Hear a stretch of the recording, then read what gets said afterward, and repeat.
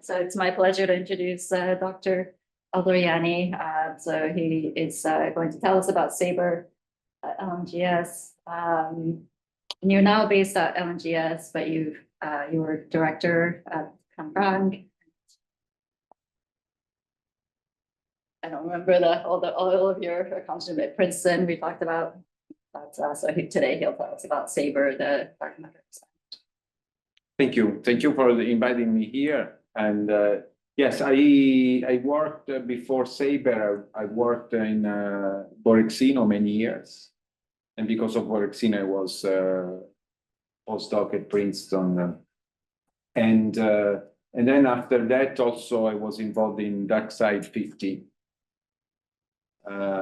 And also in some R&D activities with loaded liquid scintillator with neodymium for double beta decay. So today I'm talking about SABRE. SABRE is in particular about SABRE North, SABRE at the Gran Sasso Laboratory. It's a small group between Italy, Poland, and Australia. And this is a picture we took inside the clean room underground at Gran Sasso during the assembly of one of our crystals. This is, I will mention that it's a radon-free clean room. It's radon reduced through an abatement system which purifies the underground air to a level of 1 millibecquerel per cubic meter. Then it's moved into the clean room. It's a class ISO 5 clean room, where the radon, because of the clean room environment, equipment, and so on, is measured at the level of 400 millibecquerel per cubic meter. And we have two of these underground, these clean rooms. So they were used and built for assembling the TPC for DarkSide 50, and now are used also for other activities. So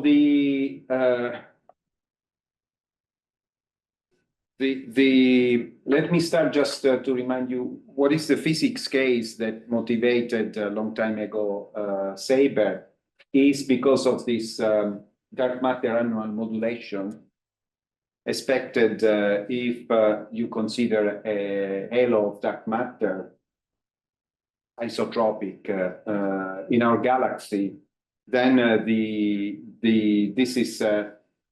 this halo is related relative to the galactic system of reference.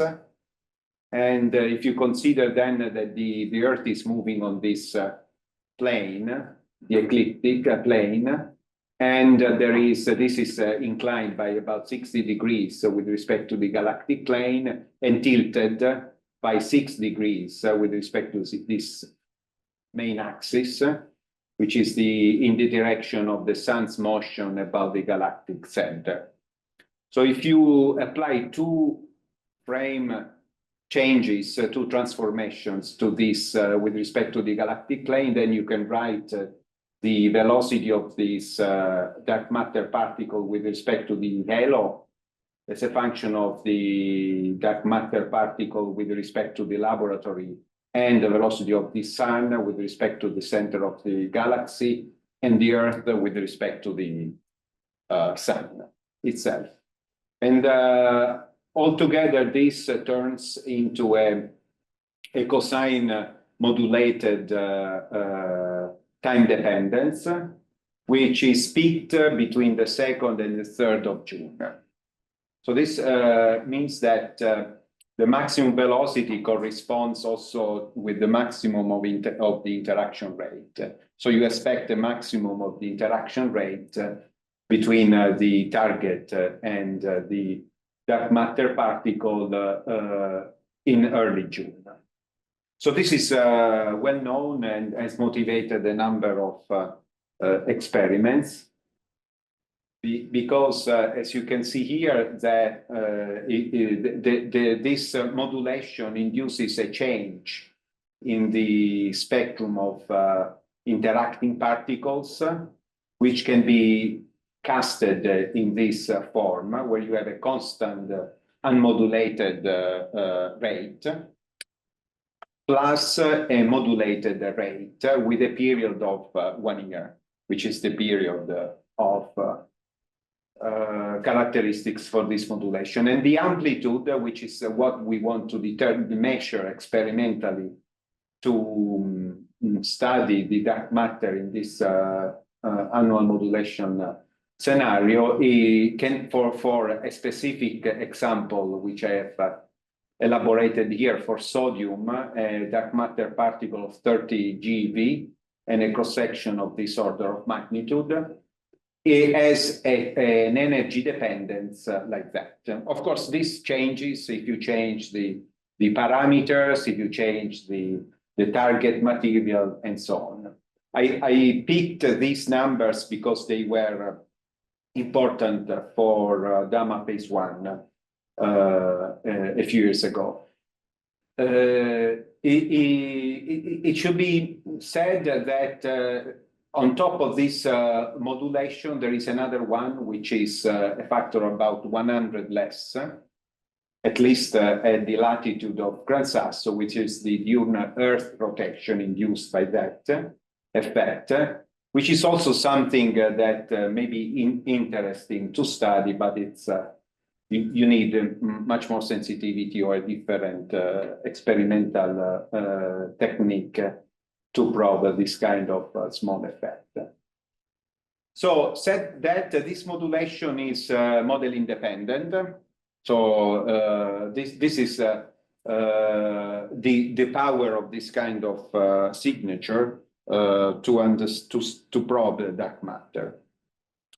So as you well know that there is this evidence of an annual modulation detected by the Dama Libra detector at Gran Sasso in the phase 1 and phase 2, where in phase 2 they improved the overall radio purity of the detector and also reducing the threshold from 2 to 1 kV electron recoil. And they have observed over about 20 years, indeed, a modulation effect with the right features, namely in a specific energy beam and with a period corresponding to 1 year. These are the results for the modulation amplitude in 2 different energy beams, where DRU are the daily rate units, fixing the phase and the period. And so, as you can see, they are at the level of 10 to the minus 2 DRU in units, which is about 10% with respect to the total rate they measure in the region of interest.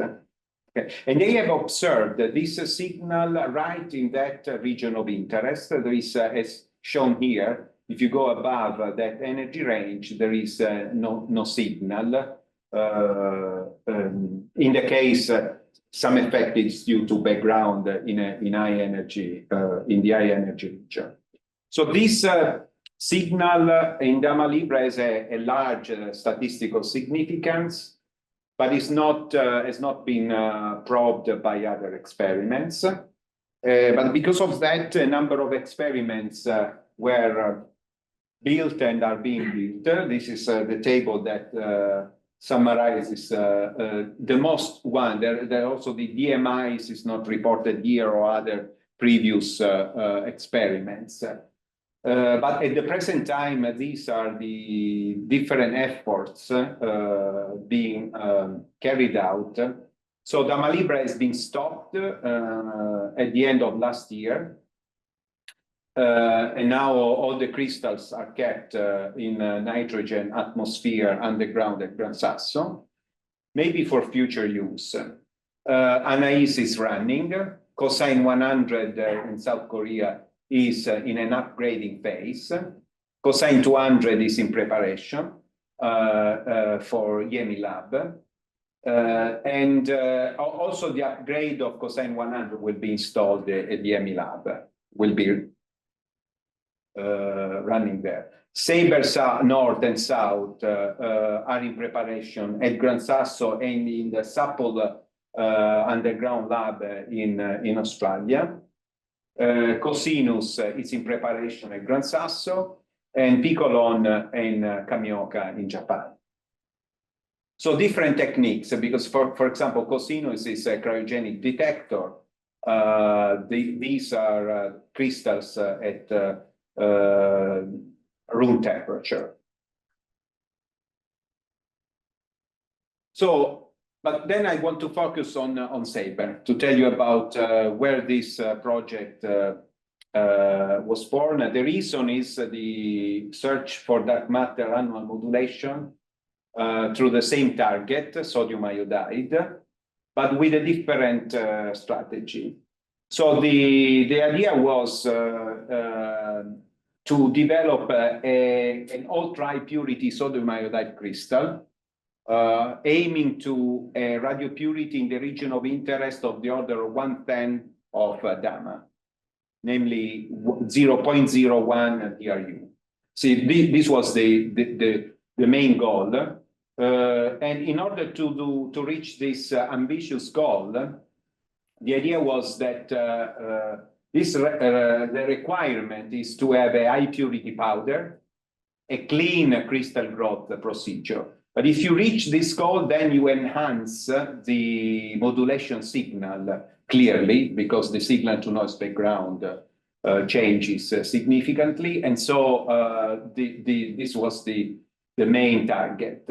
So, and also exploit the low energy threshold through using high quantum efficiency and low radioactivity PMTs, which were available at the time from the dark matter experiments, dark side or xenon, and also a passive and an active shielding, as I will tell you about. This is mainly because of improving the reduction of background, in particular the potassium background, and deploy two detectors, one in the north and the other in the south hemisphere, in order to disentangle seasonal effects with respect to the dark matter signal, because if there is any effect due to muons, then this will be opposite in the different hemispheres, okay? Because it depends on the density of the atmosphere that affects the flux of cosmic rays. Because as of today, we have not understood what is the origin of the gamma signal, okay? So it's clear that it's not reproduced in other experiments, for example, Anais or cosine 100, but the reason why we have this signature is not understood. So we have to recognize that after 20 years, the outstanding achievement obtained by Gamma Libre in terms of radio purity has not been obtained by the other experiments. So this is known for a fact. It's very challenging to reproduce the same level of radio purity, and we are making an effort in that direction. And I hope I tell you in which what is our strategy and what we can reach. The idea of SABRE was conceived by Frank Calaprice at Princeton University long time ago. And at that time, to put you in the framework, the main background source was potassium, because in Gamma Libre, which had the best crystals, the potassium level was about between 10 and 20 ppb, okay? And this turns to millibecquerel level per kilogram. And therefore, two considerations were made. First of all, grow crystals with a lower level of potassium. And second, improve a method to reject this background.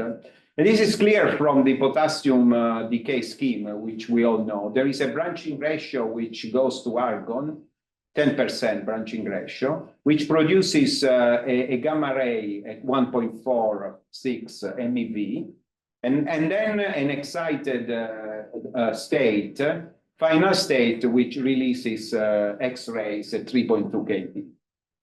So these X-rays sits right in the middle of the region of interest, therefore produces with a probability of 100% a background in the region of interest. But tagging the 1.4 MeV gamma ray then can effectively reduce this background.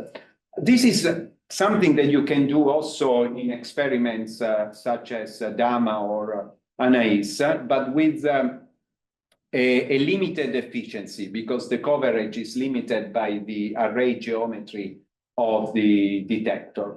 But in a liquid scintillator, where you have a 4 pi coverage, then you can reach a higher rejection efficiency. Okay. So this was the idea. So the effort made in this framework led to the following results.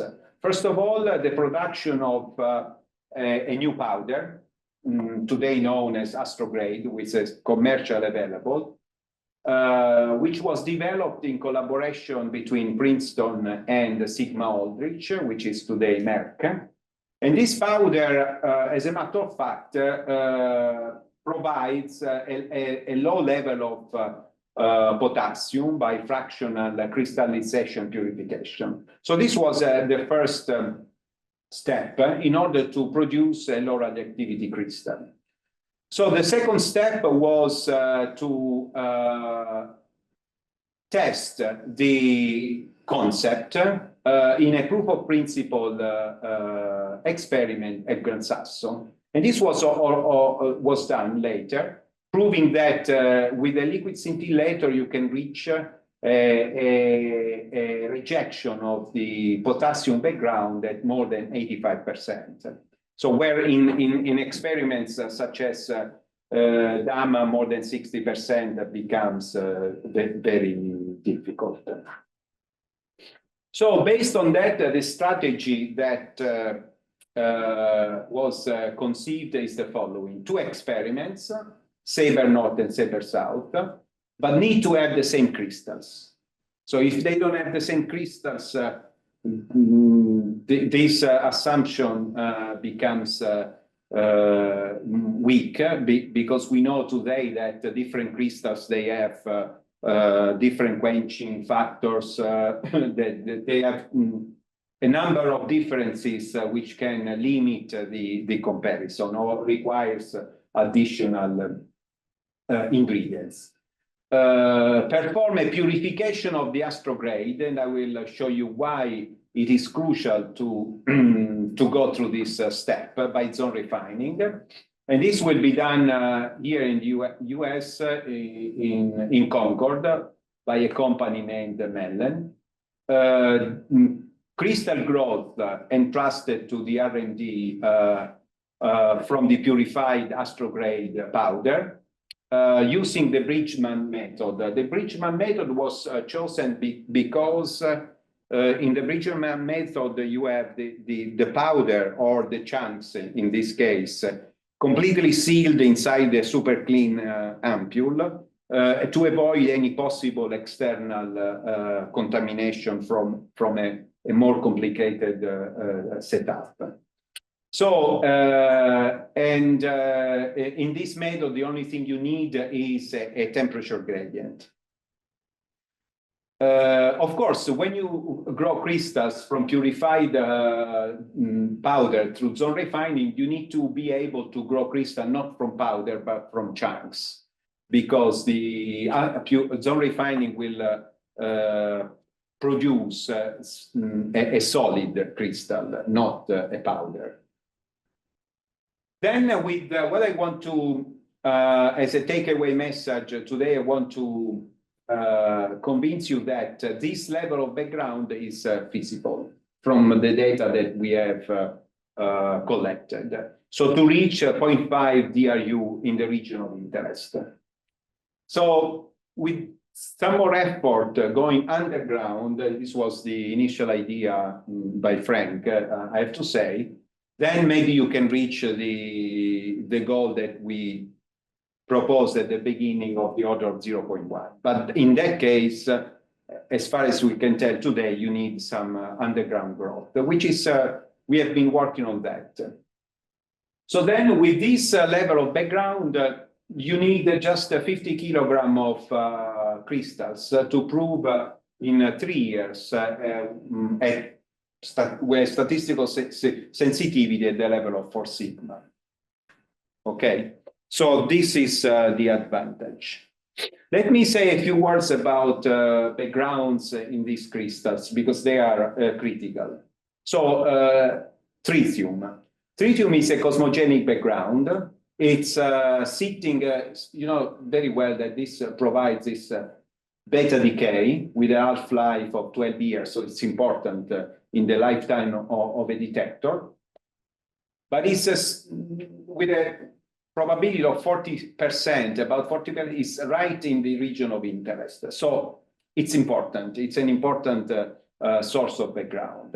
It's cosmogenic, so it can be only reduced or completely eliminated by an underground growth. So this is limiting the purity that you can achieve, although you can play with, you know, after growth, limiting as much as possible the exposure to cosmic rays and so on. But we have, from the experience we have collected, it's clear that the growth somehow removes the tritium that maybe is already activated in the powder. Because if you take into account the time between growth and measurement, this is consistent with the expected tritium activity. So the underground growth will really remove this background. Lead-210. Lead-210 is it's important, but as with some limitation, because lead-210 is only 3%. This is the beta spectrum with the gamma rays of the lead-210, and only a small fraction goes into the region of interest. So this is difficult to remove, as I tell you later. Gamma Libra has reached an outstanding low level of lead-210, about 30 microbecquerel per kilogram in the crystal. In some samples of small crystals from cosine, maybe the level of lead-210 is similar in small crystals, but in their large crystals, this is what they have reached, and it's consistent with the spectrum that they have published in some cases for a few of the crystals. So in Anais and cosine, this is about 30 times more lead-210 than in Gamma Libra. But again, let me stress again that this is, you know, it's a small fraction. It goes into the region of interest. Then potassium. Potassium, clearly, then you have 100%, as I said, in the region of interest. In Gamma Libra, the radioactivity is of the order of between 0.4, 0.8 millibecquerel per kilogram, which corresponds to this about 15 ppb contamination. So if you take that into consideration, then one can study the how sensitive you can be to this observable, the amplitude, putting together a figure of merit which takes into account the annual modulation. Okay, and this is the reason you have a square root of 2 here, because you have this cosine effect. So if you play with the most important backgrounds, namely lead, tritium, potassium, rubidium, is present in the sodium iodide, gives a flat beta spectrum in the region of interest, uranium and thorium. Then you can have different scenarios, and they correspond more or less to the different cases that we have reported. For example, Anais, Dama, and the SABRE possible outcome.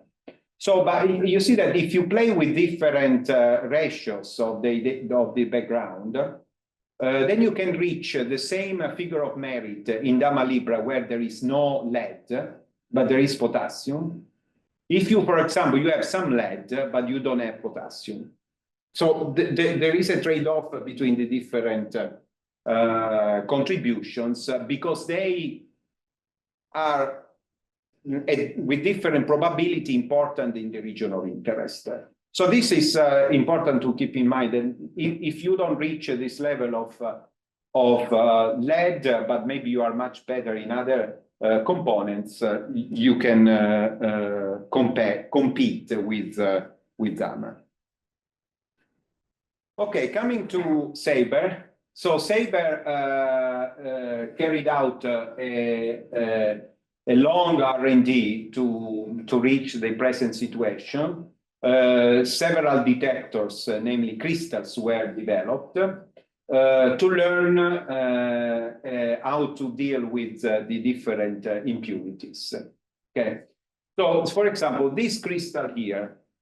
So this crystal was built in with astrograde in a standard quartz ampule. With the same method we have used for growing the other crystals. But this shows that the standard quartz ampule contaminates with potassium the crystal. Although you start from a good powder, after that, some potassium is taken from the ampule. This is not the case.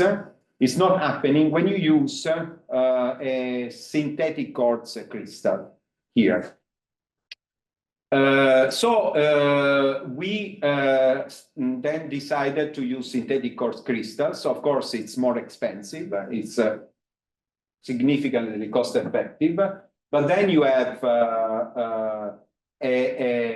removed this effect. This is also known when you build photocathodes. No, in the ampule or the vessel where you melt the sand can contaminate the glass at the end. So it's a known effect also for different methods. So then what we did, we prepared this we produced this first crystal 33, which had a background rate in the region of interest comparable with Dama, and 4 ppb of potassium, which was never achieved, this low level of potassium. As a matter of fact, with a direct counting, this was even an upper limit. Then, in order to understand if we can reproduce this kind of level of radio purity, we produced more crystals. And then at that point, when we have shown that within a factor of 2, we can reproduce the same radio purity, then we said, okay, the crystal growth procedure, it's okay, it's fine, it's under control. Now then we have to make a step further and produce a crystal from chunks, which was not obvious that one can produce a good crystal with optical properties and good energy resolution from chunks. So we did that. We made a crystal. We broke down in pieces that crystal, and from the pieces we made another crystals. And this was produced, sent underground, and we have data for these crystals. So at this point, the missing crystal here, which is under production, is a crystal made after zone refining. And this is the ultimate test before assessing that we can start the production of crystals for the full-scale experiment. So what I'm going to tell you is now what is the data that we have collected to claim that this crystal should reach about 0.5 DRU radio purity in the region of interest. So before saying that, let me recall what we did at Gran Sasso. We built this proof of principle. Here you have a tank which contains about 1.5 ton of liquid scintillator. We took a liquid scintillator from Borexino, so this was distilled pseudocumene from Borexino inside a tank with 10 photomultipliers. And then we deployed inside this liquid scintillator in a copper housing, a crystal. We deployed inside this tank these two crystals, 31 and 33. So as I said, 31 had a significant level of potassium due to the growth in the standard quartz ampule. So this was done, it's completed, this experiment, and now we have moved to another setup. But after we measured with liquid scintillator crystal 33, we realized the following. So we built a so-called POP dry, which is a proof of principle without liquid scintillator, but only copper. So we realized also that some lead shielding in the here, for example, this is water for shielding environmental gammas and neutrons in particular. This is polyethylene. And at the bottom here, you have lead. So we realized that with lead, the bismuth 210, 1 MeV electron from beta decay, produces Bremsstrahlung, which goes into the liquid scintillator. Okay, so and eventually into the crystal. So we realized that we should get rid of lead, and we put together a proof of principle with only copper, 30 centimeters of copper shielding, and with the same crystal we took data. And you see that the data from the POP with the liquid scintillator and the dry POP, they are almost the same. So this has shown that if you have ppb level or less of potassium, the exploitation of a liquid scintillator is always important, but it's not really crucial. Okay, so considering that outcome and considering that at the Gran Sasso laboratory, for a number of reasons, it is complicated to handle a liquid scintillator, we decided that for SABRE North, we are not going to use a liquid scintillator, but only a passive copper shielding, copper and polyethylene. Because if we have few ppb, but maybe even less, as we expect after zone refining, it becomes also with this liquid scintillator very difficult to measure in coincidence that small activity of copper. So at that point, we decided to go on with a passive shielding. So these are a few pictures that we took during assembling of one of the crystals.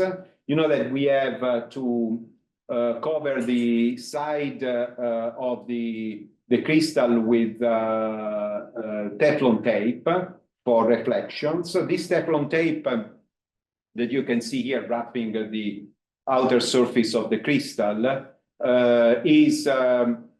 was tested in order to assess that it is not contaminated on the surface. We did a study with an XIA alpha spectrometer and could set a limit on the polonium 210 and on the lead 210 on surface and in the bulk of this material.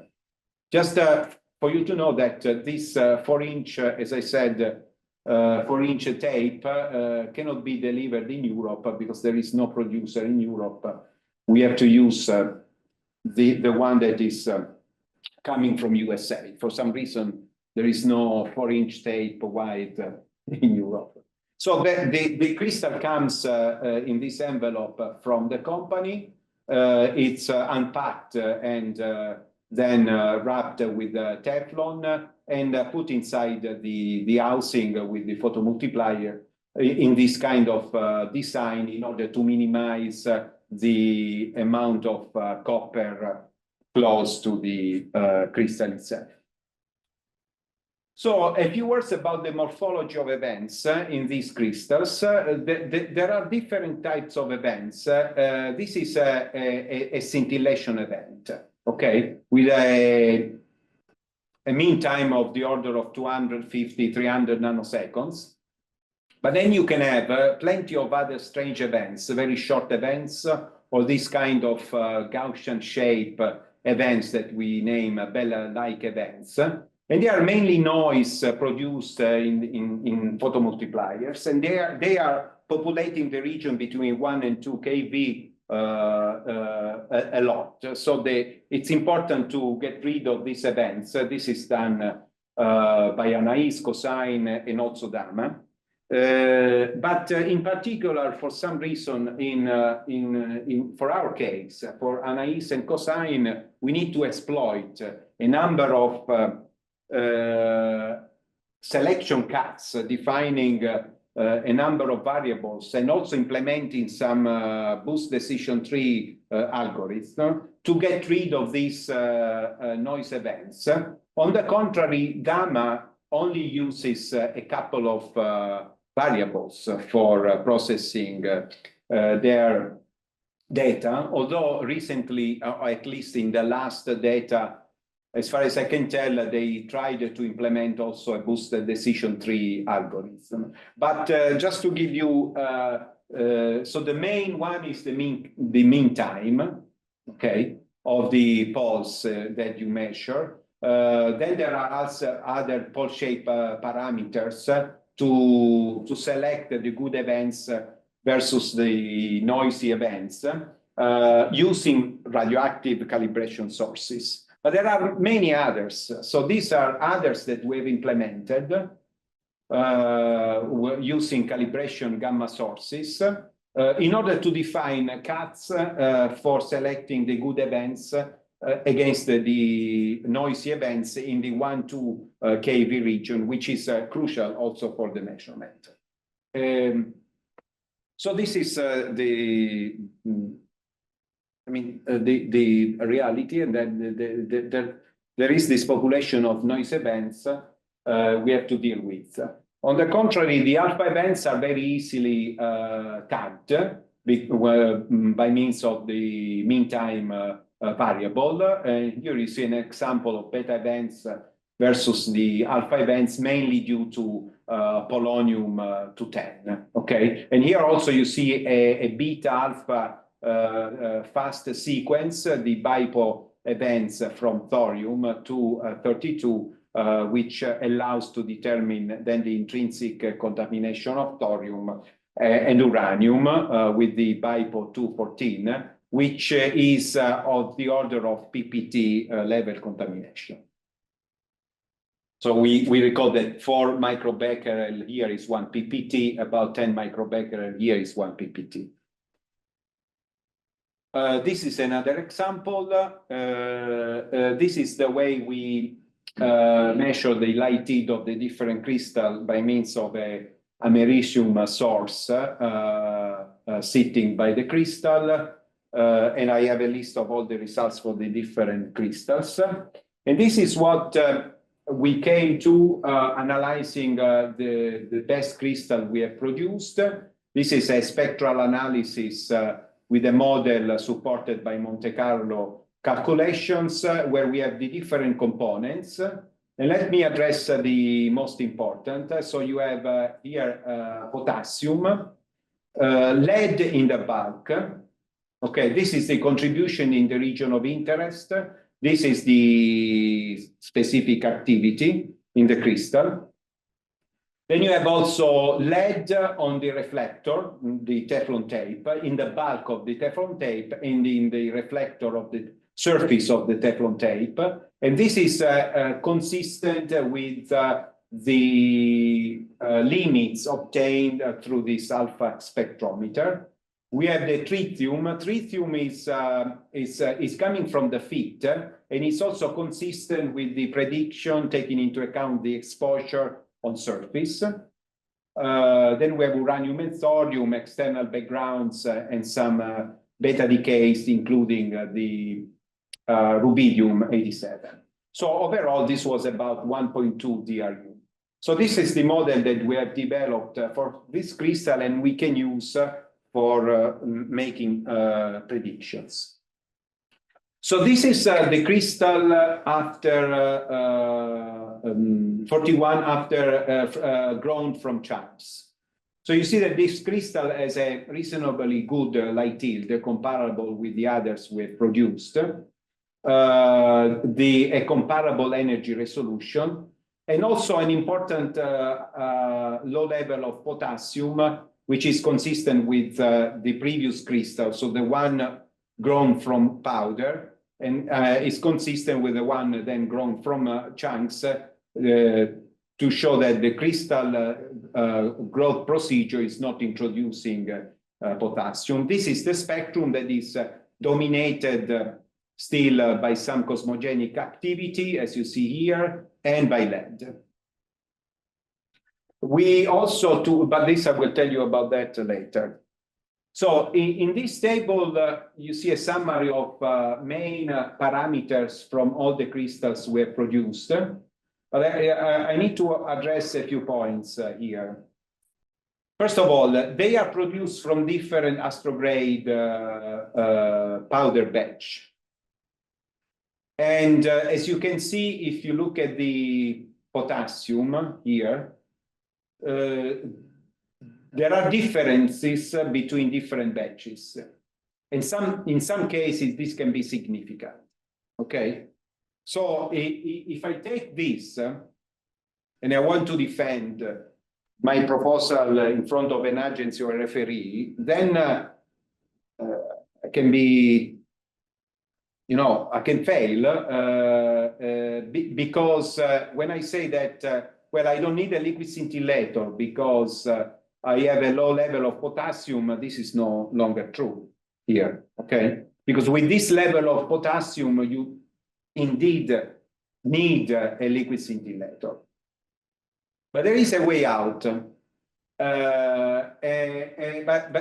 the way out is zone refining, because zone refining will smooth completely the potassium contamination to sub or PPB, sub PPB level. And so although you have these differences, and the differences, I have to say, it's something that maybe, it's when you have to deal with, and you know that also for other cases, with a company to produce some, you can expect differences. Also in the production of stainless steel, this is something that maybe it's difficult to avoid unless you have 100% control. But you can mitigate that, but differences are there. So, but okay, this is an important consideration. Maybe the differences also affect at some level the light yield. This is the mass of the different crystals that we have produced. So we aim to have at least between 4 and 5 kilograms as a final crystal. The potassium level that you see here, this is measured by ICP-MS in the powder. This is measured on samples taken in the tip and tail of the grown crystal, just to compare with powder and see, because you expect that some purification is produced by the crystal growth itself. And you see here, for example, as I said, that in the crystal 31, which was grown from a standard quartz ampule, you see that you have an increase, a significant increase of the potassium after growth. This is not the case if you use the same powder, but you use a synthetic quartz ampule, okay? Then another point important is, okay, the rate in the region of interest, as I said, within a factor of 2 is can be reproduced. The level of lead here, it's not at the level of Gamma Libra, because we are at the level of between 0.5 and 1 millibecquerel per kilogram, so much more than Gamma Libra. And that's all. This is the main outcome of this table. So what we have achieved as a crucial milestone, I have to say, is that reproducibility within a factor of 2. Zone refining, successful zone refining, as I will explain, on the astrograde powder to mitigate impurity changes that you have in the powder, which is critical. And also, the zone refining shows that you can reduce significantly crucial background components. Then also crystal growth from chunks. This has been successfully achieved. And based on these results, then we move on producing the crystal, which is the first crystal for the SABRE full-scale experiment, which I'm expecting a Gran Sasso in June. So let me say a few words about the zone refining process in order to then report the results that we have achieved. So in a normal growth process, you speak about normal freezing, where you have a solid part in your ingot or in your charge of sodium iodide and a liquid air volume, okay? So you have an interface between solid and liquid, and you move this interface until you solidified all the liquid. So then between this solid and liquid interface, because of thermodynamics, you can define a so-called distribution coefficient, which is the ratio of the concentration of a given solute, could be potassium, for example, in the solid and in the liquid, okay? So this coefficient can be less or greater than 1. So if it's less than 1, it means that the solute goes from the solid to the liquid, okay? And in this process, you remove from the solid, you remove the solute, which is going to be in the liquid, and so you purify the solid.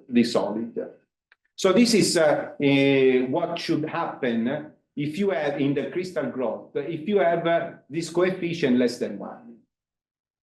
So if you take this case, for example, then and if you freeze out a small amount, for example, the X here, while moving this interface toward the end of the charge, then you can write this equation. This is the change of the solute in this small volume, which depends on the amount that goes into the liquid volume here by this distribution coefficient. So from this relationship, then you solve a simple first-order differential equation, and you end up with this dependence of the concentration of the solute in the solid as a function of this X, okay?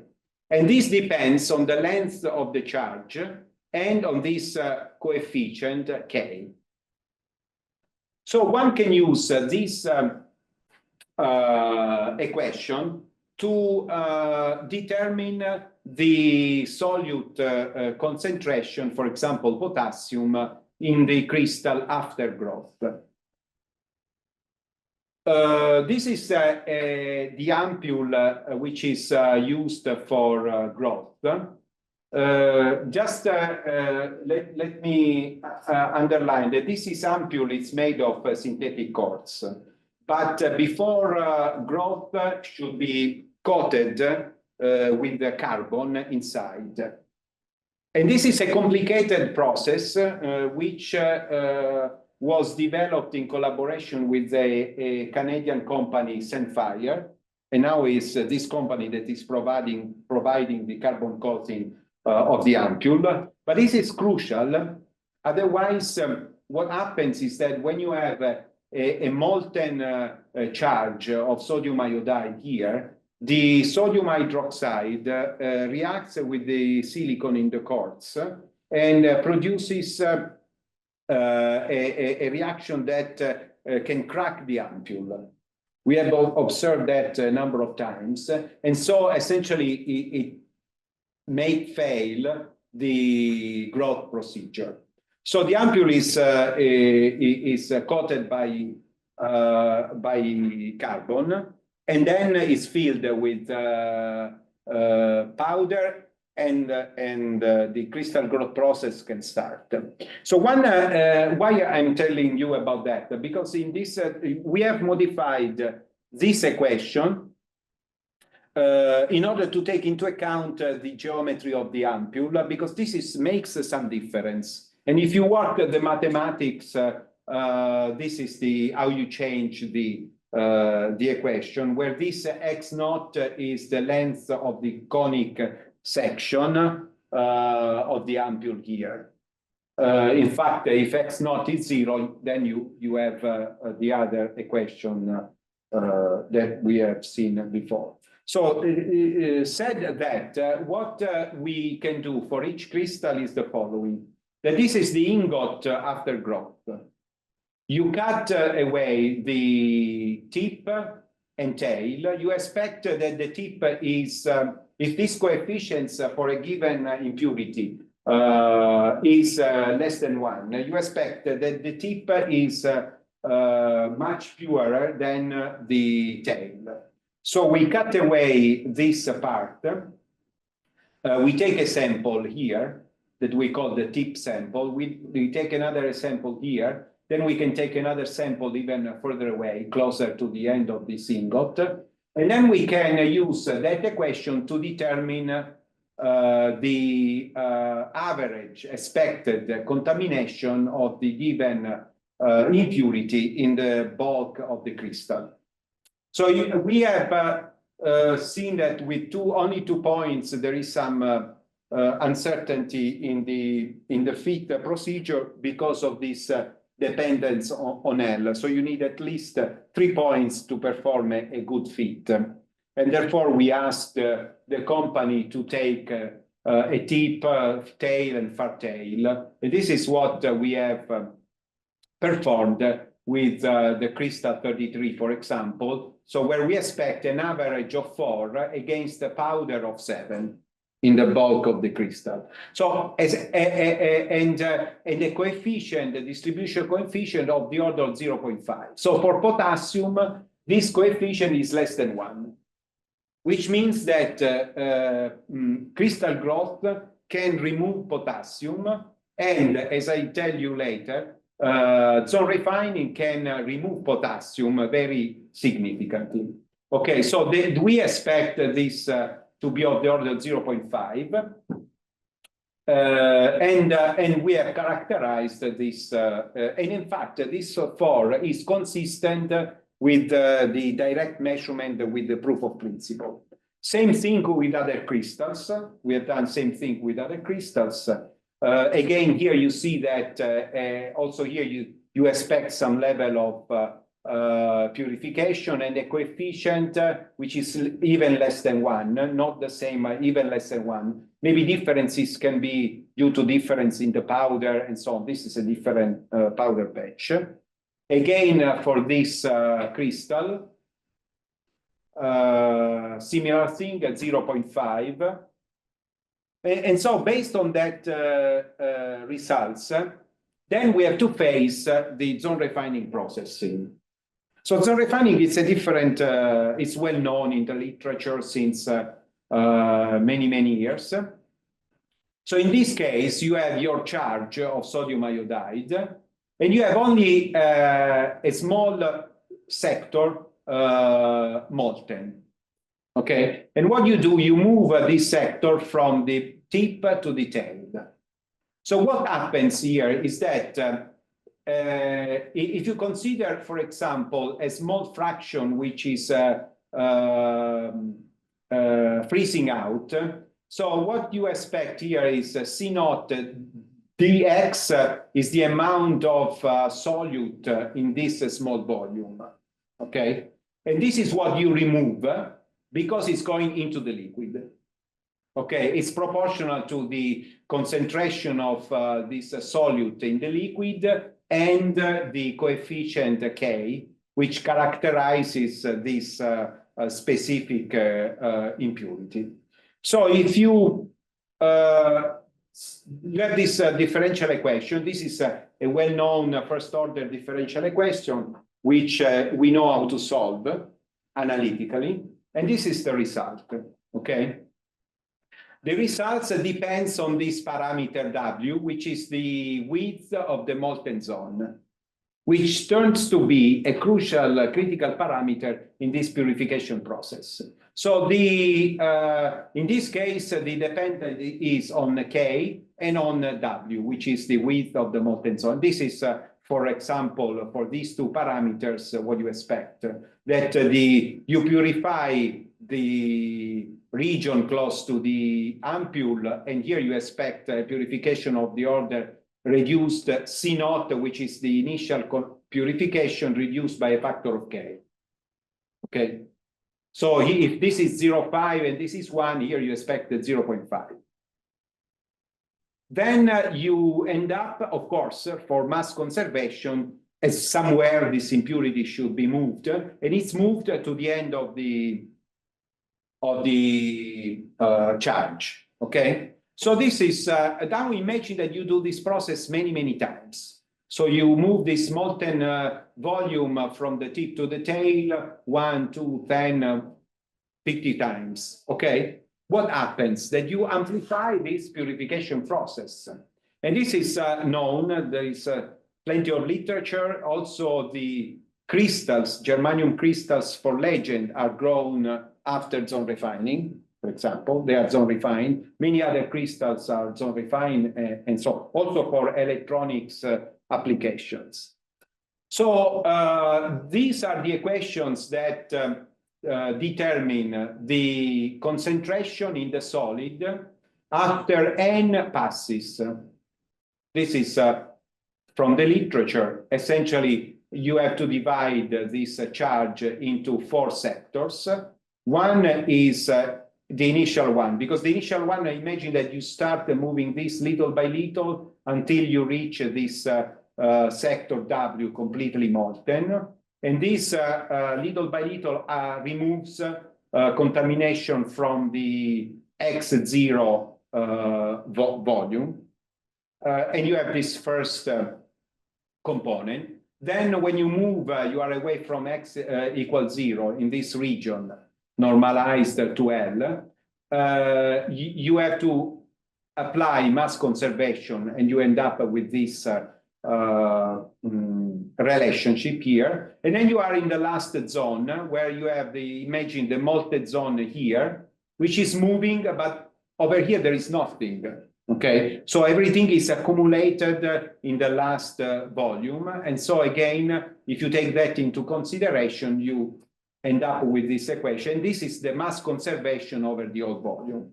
Okay, so this is known. What we did also with the support of Daniele here, we modified this equation to account for the right shape of the ampule that we're using. But before going that, I want to show you this zone refining machine that has been developed for SABRE. So you see that this is a machine that is sitting in Concord, New Hampshire. There are 3 ovens that can run in parallel, like that. This is all automatic controlled. So the velocity of the ovens, the distance, relative distance between them. And this is a quartz tube with a preheating coil, which can reach 200 C for preheating the system.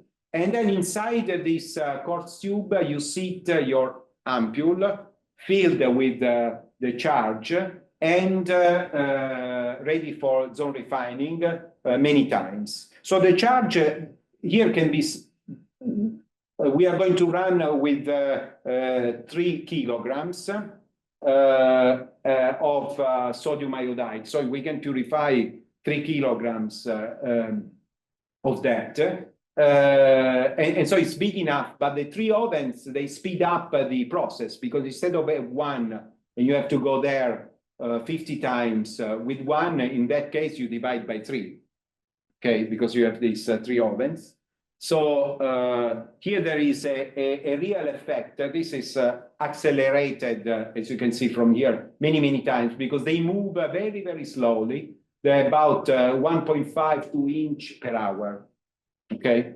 In the crystal growth, you move 1 centimeter in 1 day. It's very, very slow, the crystal growth.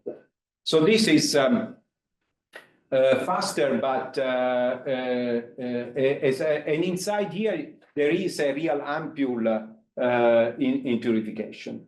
So what we have done to commission this zone refining equipment is the following. We have performed 4 runs in different conditions to determine what is the best for us.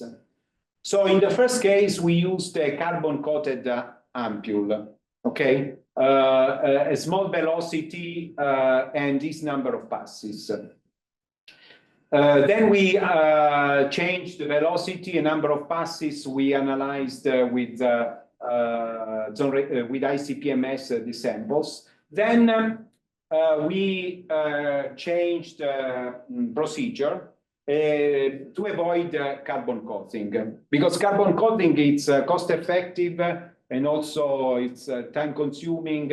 It's a complication. So if one can avoid that, it's better. So the use of silicon tetrachloride is known in literature since 1970s.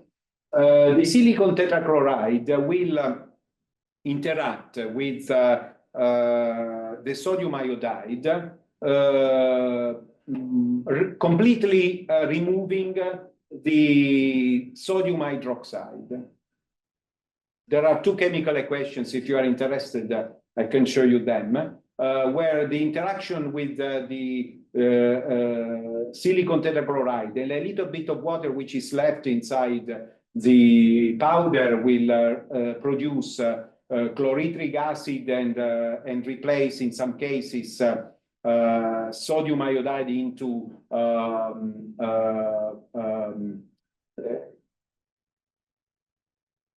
chlorine iodide, but avoiding sticking. And this we have proved that.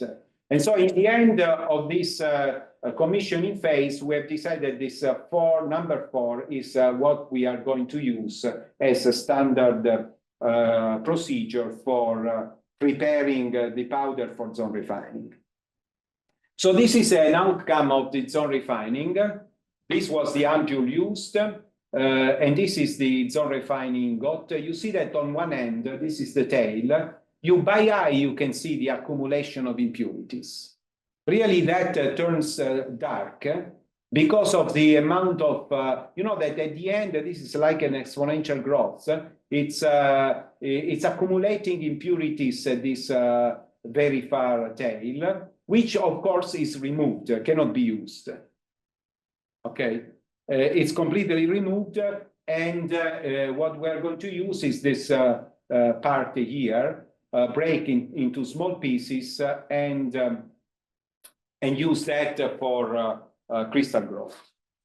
So this is an outcome of ICP measurements from after zone refining. So you see here different features. First of all, potassium. So potassium, you see that there is a clear effect of zone refining.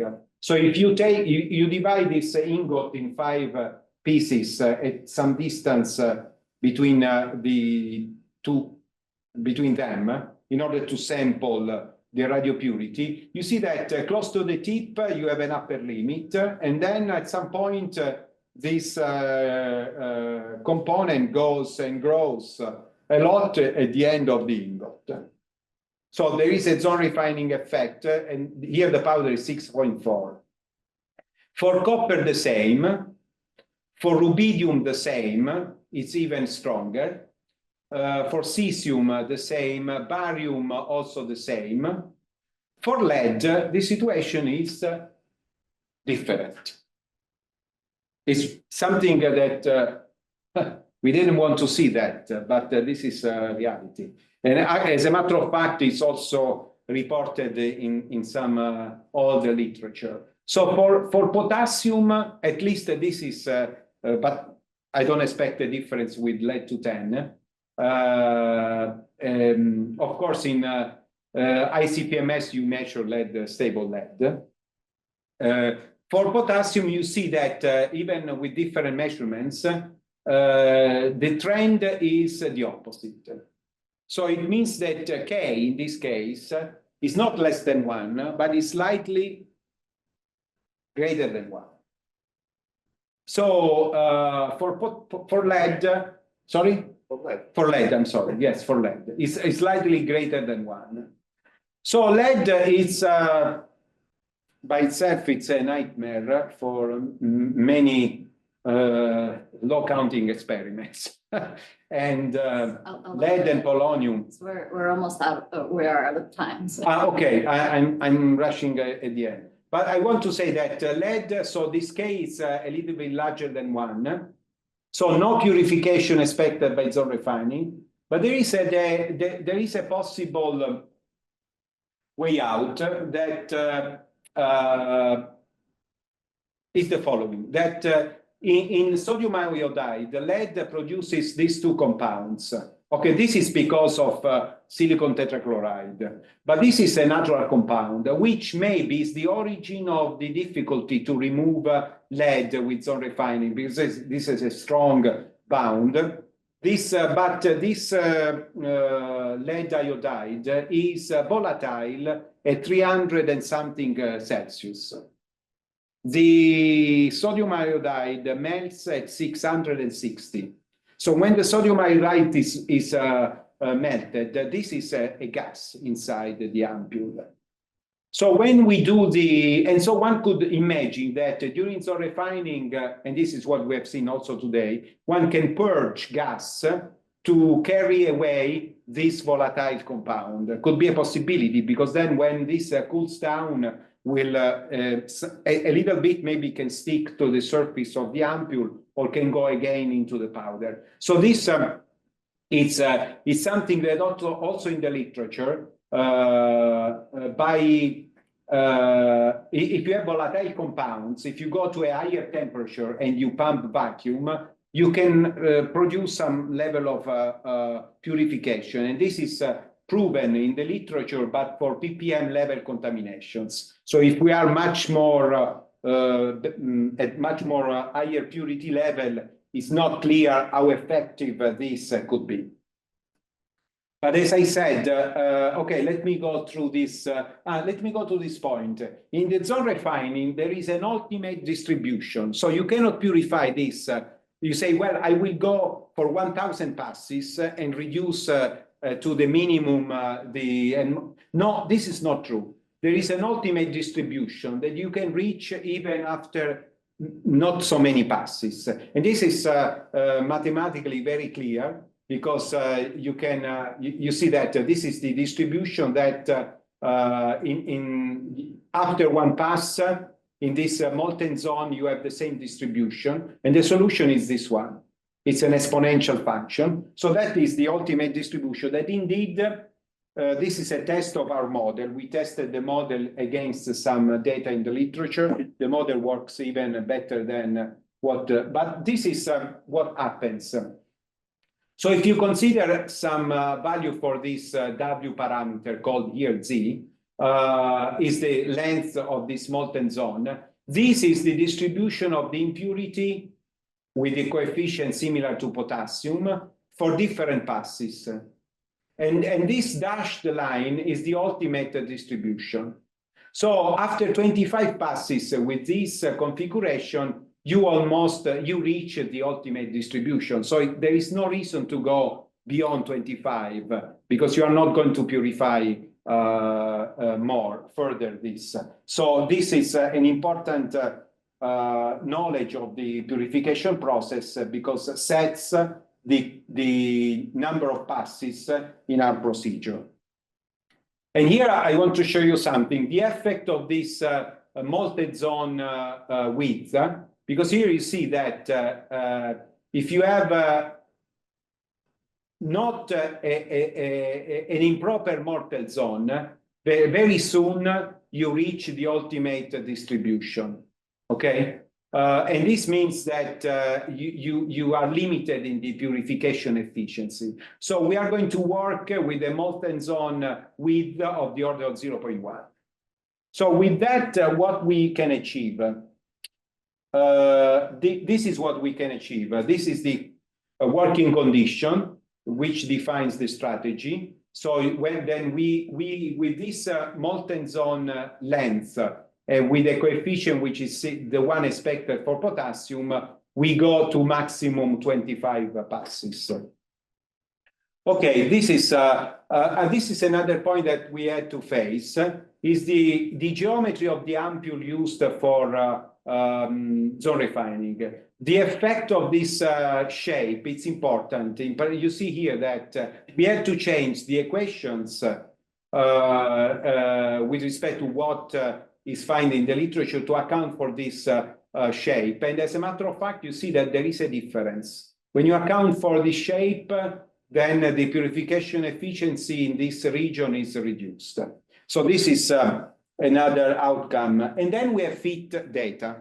So these are real data fit with our model to determine the powder, the contamination, the distribution coefficients and purification factor. So since I have no time to discuss, we have done this to study the potassium, rubidium, barium. Okay, they have different distribution coefficients because different impurities, they behave in different ways. And this is the result from tip and tail measurements and from zone refining. They are consistent and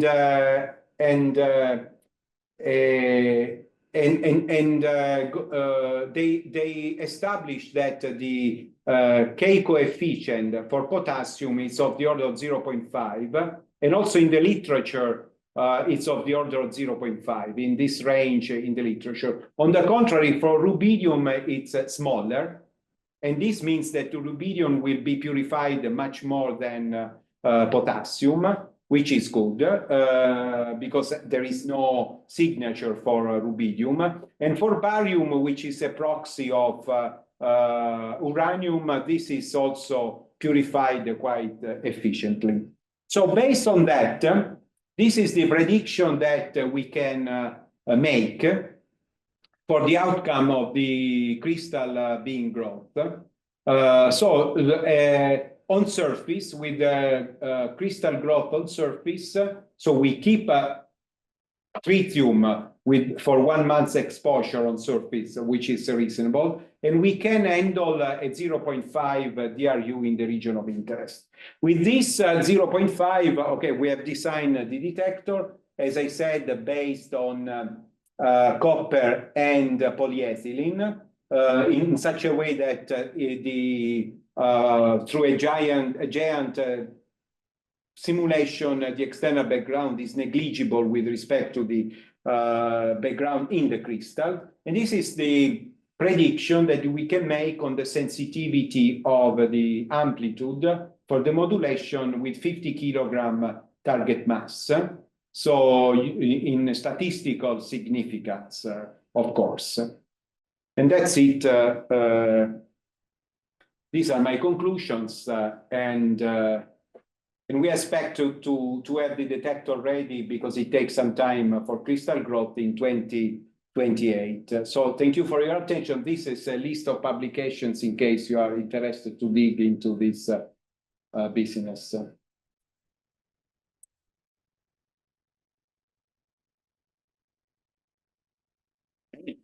Thank you. We are a bit over time, so maybe one question and then the rest. I'm sorry, I was a bit late.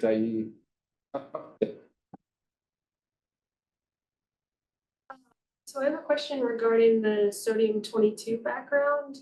I know that it has a decay line at roughly 0.9 kV, which is beyond the usual threshold, but I mean, considering the resolution of the detector, you could have some leaking above 1 kV.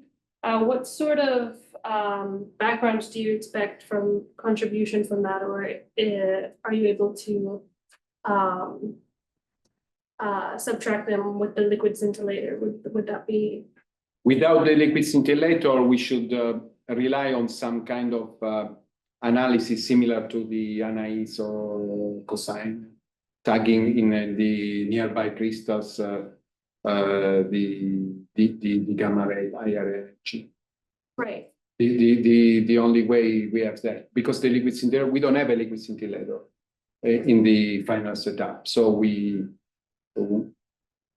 Right. So then I guess about what rate would you expect for the contribution after that tagging?